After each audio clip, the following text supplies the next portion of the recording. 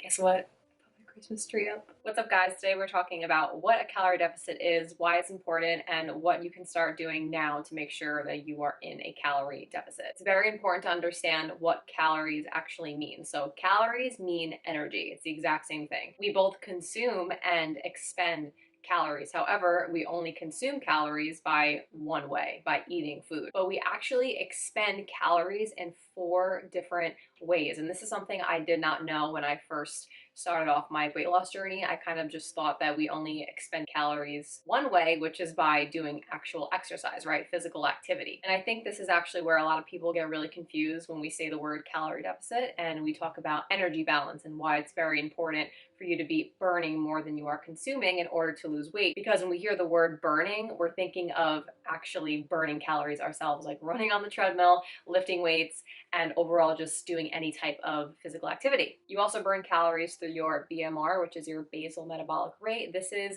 the calories that your body burns by just keeping you alive. You burn calories through meat. You also burn calories by the food you eat, with protein burning the most calories compared to carbs and fats. So all of that together makes up the energy that we expend. It's not just one thing. It's not just the calories you burn through your workouts. It's also those 3 other things. There are 3 different phases that your body can actually be in. You can be in a calorie deficit, you can be in a calorie surplus, and you can also be at calorie maintenance. So that's right in the middle of the 2. So when you are at maintenance, everything is staying the exact same. So if you weigh 150 pounds, you are staying at 150 pounds. That means that the calories you are consuming is equal to the calories that you are expending. But when you're in a calorie deficit, the calories that you are consuming is now less than the calories you are expending. So your expenditure is higher than your consumption of calories. And if you're trying to lose weight, that's exactly what you want. That is your goal. And I hear a lot of people say that they're in a calorie deficit, but they're not losing weight. And that's actually an incorrect term. The proper term is we lowered calories and we're still not losing weight, because lowering your calories and actually being in a calorie deficit are 2 different things. Just because you lower your calories doesn't automatically make you in a calorie deficit, because we actually have a pretty wide range of what our maintenance calories are. So for example, I'm just going to take myself. I could potentially have anywhere between 2,000 calories to 2,500 calories and still maintain my weight. So if I personally wanted to lose weight and I said, okay, I'm currently eating around 2,500 calories, so I'm going to start eating 2,200 calories, it probably wouldn't do that much for me, because that's still within my maintenance range. So that's where a lot of people get really caught up, confused, and frustrated, because they're like, oh man, like I've lowered calories and nothing's happening. Like I'm staying consistent and I don't see any difference. And that's just because you're most likely still within your maintenance range if you are actually being consistent. Another issue I see is that we're not actually being consistent. We think we're being consistent, but in reality, we're making tracking errors. We are, let's say, having cheat meals that can throw you out of a calorie deficit. So you really have to make sure that you're, in the first place, 1, being consistent, and 2, you're not still within your maintenance calories, because lowering calories does not automatically equal a calorie deficit. You know you're in a calorie deficit if you are losing weight. So if you are not losing weight and you don't notice any difference in your progress photos or your measurements, then you are not in a calorie deficit yet. So if you lowered your calories in hopes to lose weight and nothing happened, that doesn't mean quit. It means keep going, because now you're just getting closer and closer to that sweet spot for you to start seeing results. A lot of people quit there and throw in the towel and say, okay, this doesn't work. I'm not going to bother with this anymore. And that is the exact opposite of what you should do. You have to keep going, especially during that first trial period, because you're trying to find what calories work best for your body based on where you're currently at. So don't give up if you don't initially see results, and if you are being consistent, because you're 1 step closer to being exactly where you need to be and to start seeing results. I also have an entire video explaining some of the things that could be going wrong if you are not seeing results with your calorie deficit. So make sure to give that a watch after this video. So why is creating a calorie deficit important for weight loss? Is it actually really mandatory? Is it something you can kind of just slide around and not do? A calorie deficit is absolutely mandatory to lose weight. Weight loss will not occur if you are not in a calorie deficit. However, this is the part where some of us get a little confused. Counting calories and being in a calorie deficit, 2 totally different things. Counting calories is just the tool that we use to make sure that we're close to our calorie goal and hopefully in that calorie deficit. So just as I mentioned before about lowering your calories doesn't automatically put you in a deficit, same thing with counting your calories. Just because you count calories doesn't automatically mean you are in a deficit. They are two totally different things. One is a tool that we use, and the other one is a physiological mechanism that occurs in your body. Just wanted to clear the air on that a little bit because I hear a lot of people say that counting calories did not work for them or counting calories is bad or this, that. But at the end of the day, counting calories is not mandatory. You don't have to count your calories. The calorie deficit is what is mandatory. Without that deficit, your body is not going to lose weight. You don't have to count your calories if you don't want to, but you most likely will get your results faster if you do pay attention to how many calories you are consuming in a day. Because some days you could be having 1,200 calories and other days you could be having 1,500, 2,000. And when our days are kind of all over the place like that, it can be harder to get results. It's definitely still possible to get results without tracking macros and without counting your calories. It's just easier to get your results faster if you know exactly where you are at, and also helps you be more consistent. So even if you decide not to count your calories or track your macros, you still have to be in that calorie deficit. Feel me on that? You know what I'm trying to say? Yeah. So now that we've got that out of the way, a calorie deficit is the most important thing you can do if you're trying to lose weight. Because if you do any diet out there, literally any diet, flexible dieting, keto, intermittent fasting, if you are an intuitive eater, no matter what you do, if you are not in this calorie deficit, weight loss is just not going to happen. Although it's not the only thing that matters when it comes to weight loss, it is the number one most important thing. Calorie deficit is up here and everything else when it comes to weight loss is below it, okay? So obviously, for example, making sure you are getting enough nutrients in, making sure you're eating enough fiber, drinking enough water, making sure that you are having enough protein, right? All these things are really important, but if the calorie deficit is not there and you are overeating, let's say, and you're in a surplus, you're not going to lose weight. It's just not going to happen. There is zero workaround for it. Calories absolutely matter. So now that you know that a calorie deficit is the number one most important thing that must happen for you to lose weight, I bet you're sitting there thinking, so is she saying that I can still eat bread and I can still have chocolate and I can still have ice cream? Yes, that is exactly what I'm saying. And this is where flexible dieting came about. People started realizing that because calories are the number one thing that matter the most when it comes to weight loss, that we actually don't have to cut out our favorite foods. It's actually not the bread that's causing you to not lose weight. It's not the ice cream at night that's causing you not to lose weight. It's the fact that we're overeating too many calories in general is what's causing us not to lose weight. So people started to realize this, and that's where flexible dieting came. Oh my God, the thing that saved my life. Do you even understand what I was like before flexible dieting? You don't want to know. I was eating egg whites, chicken, asparagus. That's it. That's literally all I was eating. It was miserable. I was so miserable, and I ended up gaining so much weight after dieting because it was so restrictive for me. While all along, the reason why I was able to lose weight was because I was eating less, not because I cut out all my favorite foods and I was just eating 3 foods. Am I saying that since calories are what matters most, you should then only eat pizza, ice cream, chocolate, and bread? Absolutely not. That's not what I'm saying. Some people take this too far and automatically assume that's what we're talking about when it comes to flexible dieting. No, hell no. You still need to give your body the proper nutrients it needs. I will never ever sit here and tell you not to have foods that are nutritious for you. That's very important.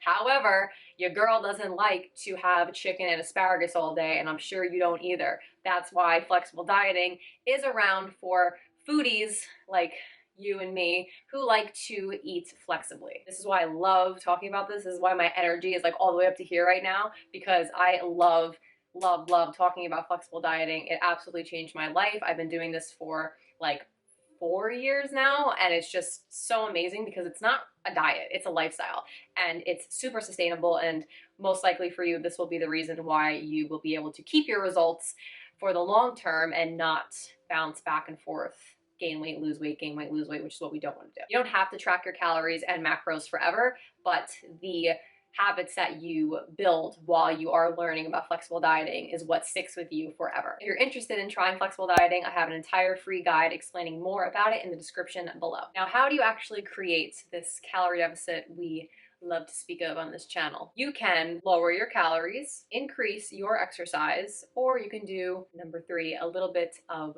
both. And this is actually the most common that most people do. You're probably wondering how much you should lower your calories by. And maybe you can speed up your results if you go really, really low calorie right off the bat. Nope, don't do that. I have a whole video on the 800 calorie diet and why you should not do it, because four things. Numero uno, you risk losing muscle. Numero dos, why am I talking in Spanish? Number two, you will hit a plateau faster because you are doing a very, very extreme calorie deficit. Number three, it's gonna be very hard for you to keep progressing after you do hit that plateau, and I promise you, you're gonna hit that plateau. It's normal for our bodies to hit plateaus when we are dieting for fat loss. It's actually almost impossible for you not to hit a plateau when you are dieting, because your body doesn't actually want you to get lean. It wants to keep you safe. It doesn't understand the difference between you dieting for your physique goals versus you dieting because there's no food left on this earth. If you start with really low calories, yes, it might work for you initially. You're probably going to see some results, but the problem occurs when you have to keep seeing results. And at that point, how much lower can you really keep lowering your calories, or how much more cardio can you keep doing if you already started with doing an hour a day? So we want to avoid those extremes at all costs, because at the end of the day, coming in at number four, it's really hard to stay consistent with very, very low calories. And if you're just going to be hopping back and forth between eating 800 calories and then binge eating on 4,000 calories, that is really not good for your body, and you don't want to be in that situation. So start with higher calories. But what exactly is higher calories? And this is where you're going to have to do a little bit of work. There are two ways to know a pretty good estimate of where you should start with your calories. Number one, you can use an online calculator. However, it's not as accurate as knowing exactly what you personally are currently eating right now. Online calculators give you a pretty good estimate. So if you really don't feel like doing the other method I'm going to say, you can use it. Just know that it's not really taking into account you personally and your metabolism and your training experience. It's kind of just going based off the average of the stats that you are giving it. The method I recommend doing is to simply just track what you eat for about a week, I would say, at least. This is going to tell you exactly what you are currently eating right now. So let's say on an average day, you're eating 1,700 calories, right? But the online calculator that you're using said that your maintenance calories should be 2,200. Although that may be true, that you can technically eat up to 2,200 calories, if you're currently eating 1,700 and you've been maintaining your weight at 1,700, starting your calories closer to what you're actually consuming right now is going to be more accurate than doing what the online calculator is saying where you should be at. An exception to this would be if you have been eating very low calorie for a very long time. Let's say you're eating like 1,200 calories, and that is way below where you should be eating according to this online calculator per se. That's not really a good place to start your diet, because that's already very, very low calorie. So in that situation, you would want to reverse back up a little bit so that you can start at a healthier place and avoid going really, really low calorie. But the huge caveat to that is, are you actually consuming 1,200 calories? Is that something you've been accurately tracking for a while, or are you eating 1,200 Monday through Thursday and then from Friday to Sunday eating 4,000 calories? So that's something that you're really going to have to make sure is accurate before making that assumption. But if you truly know that you have been on very low calories for a while and it's been consistent, then I would highly recommend slowly reversing back up so that you are in a better position to start at higher calories. So I personally recommend doing this food diary to see where you currently are at right now. And the way that I recommend doing it is by writing down everything that you eat in a day, and then at the end of the day, plugging it into MyFitnessPal. Why am I telling you to do it like this? Because if you track as you eat throughout the day, it actually might influence your behavior and cause you to eat less, because you're seeing all of the calories rack up. For example, if I normally overeat a lot on Saturday, if I normally have a lot of pizza and I have a lot of wine, but I'm tracking as I go on MyFitnessPal and I'm like, holy, that's a lot of calories coming from my wine, I might pull back a little bit and not consume as much wine. That's actually going to hurt me, because that's not going to be accurate to what I normally do every single weekend. So you want to be really, really accurate. That's why I recommend writing it down on paper, what you are consuming as the day goes on. And then at the end of the day, when you're done eating, plug it into MyFitnessPal to see what your total was for the day. So do this for about 7 days and then take the average of those 7 days. That should give you a way better estimate than just using the online calculator. Now, if you really, really don't want to do that and you're like, Cass, that's just not going to happen, I'm not going to take the time to do that, you can use the online calculator. Just know that it's going to be more of an estimate and it's really not going to be as tailored to you as doing the food journal would, but it's still going to give you a decent place to start. You just might have to adjust your calories a bit more than you would if you were doing the food journal way. After you have a good idea on what your maintenance calories are, whether you do the calculator or the food journal, or if you want to do both just to compare the two and maybe take the average of both, then you can start aiming towards a calorie deficit. So you can lower your calories a little bit, or you can also increase your exercise, or like I said before, you can do a little bit of both. And making these initial changes is really going to depend on the person. For example, if you're someone that does not exercise at all and you are just starting out with your fitness journey, let's say you're going to start weight training a few days a week, by you starting to exercise, that is going to help you burn more calories. So you don't have to start doing a bunch of cardio or really any cardio at all if you're starting out with, let's say, 4 weight training sessions. However, if you're someone who's been weight training already and you are already going to the gym 5 days a week, then I would say, okay, you could probably add in some cardio to start burning more calories than you are right now. And then for your calories, I would say to lower them a little bit, like maybe 200 calories max, because I personally would rather lower a little bit. And if I see a result, that's great, because that means you get to start off eating more food, which is what we want, right? We don't want to deprive ourselves too hard in the beginning. So make small changes in the beginning. And guess what? If you don't see results, you can always take more off. It'll be harder for you if you take a lot off in the beginning, because you're going to see quick results like that, but it's going to end up screwing you in the end, because then you're not going to have anything to keep progressing with. You're not going to have anything to take away from, or you're not going to have any more cardio to add on unless you want to be on the treadmill for like 3 hours, right? So it's better to start off small and make small changes in the beginning to see what you can do, what your body can progress with while still maintaining all of your muscle, while still eating more calories, instead of just cutting everything right off the bat in the beginning and then having to deal with it later. I hope this video has cleared the air for you a little bit in terms of calories and just being in that calorie deficit, because it is so, so important if you're trying to lose weight that you're in a calorie deficit. Give this video a like if it was helpful for you, and if you have any questions about being in a calorie deficit and counting calories in general, I will be here in the comments to answer your questions. Until next time, I will see you in the next video.